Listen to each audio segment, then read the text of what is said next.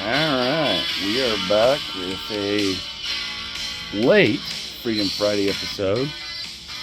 Been absent from doing these for quite a bit of time because I've had so much stuff going on with kids doing things, getting driver's licenses, some jobs, and trying to squeeze some hunting in the middle of it. But wanted to drop in after this week. It's been a big week. We had some great election results. Now the communists on the left are going to tell us that, oh, this was not good.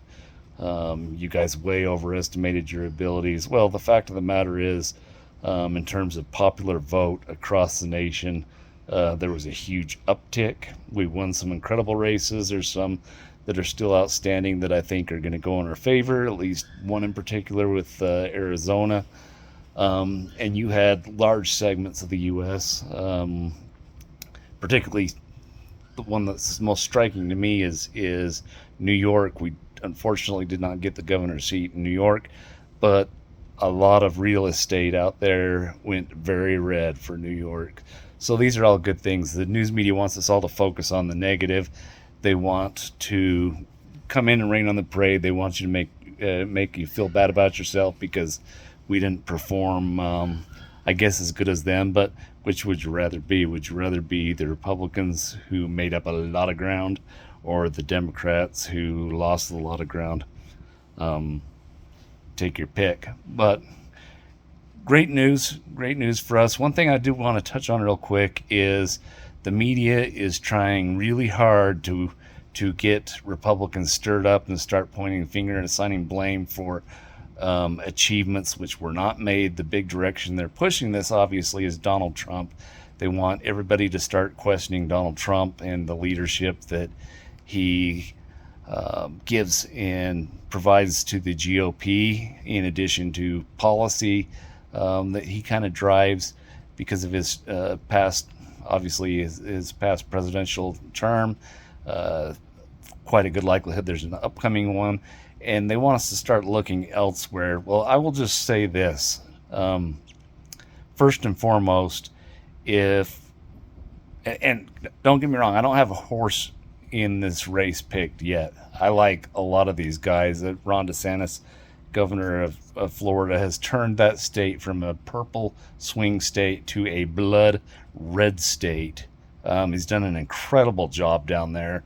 Um, you're going to see people start pushing us to assign blame. You're going to want to, they're going to want Republicans to start blaming other Republicans. You're going to see a shift where they want to create some division in the party, and obviously Trump being the big icon of that, and DeSantis being one of the next obvious ones.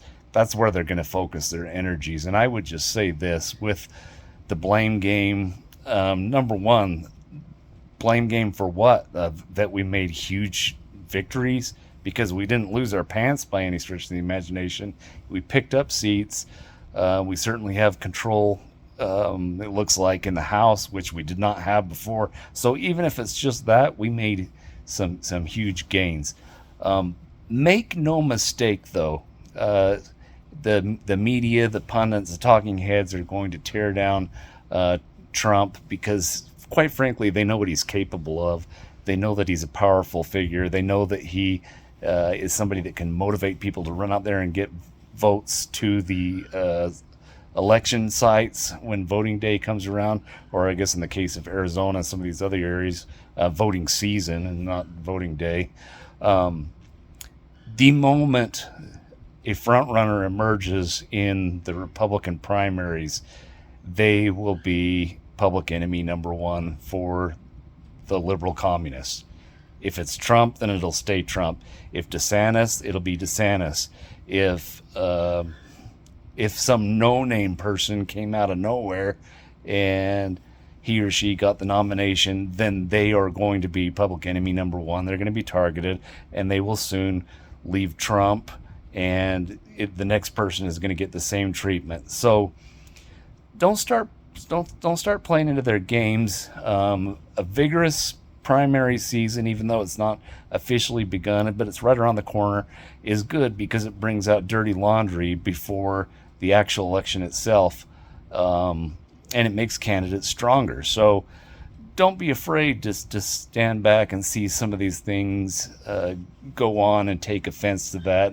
Oh, I'm never going to give my support to Trump or X, Y, or Z, whoever you want to put there. Stand back and let the system take its toll and air out dirty laundry and see who can handle the heat or not. And at the end of the day, we'll go with that. But remember, sometimes our memories are so fickle, we forget that when Donald Trump announced that he was running for president the first time, nobody took him seriously.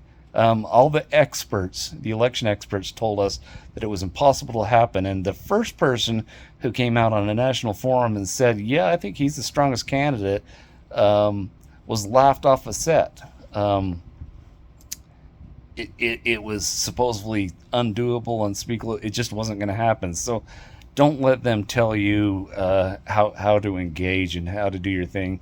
I would not go out there slinging darts and arrows at any political candidate from the Republican side at this moment. It is just not fruitful to do that.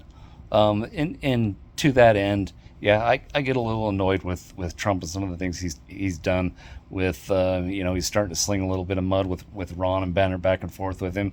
But Trump has done a lot of great things for this country and endured huge, tremendous mental and financial costs for going out and doing the things that he's done for you, me, for the country.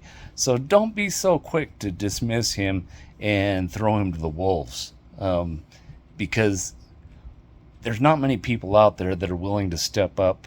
Certainly people that come from a non-politician lifestyle. So that's what I'll leave you with tonight. We'll make some more content. We'll be back with you.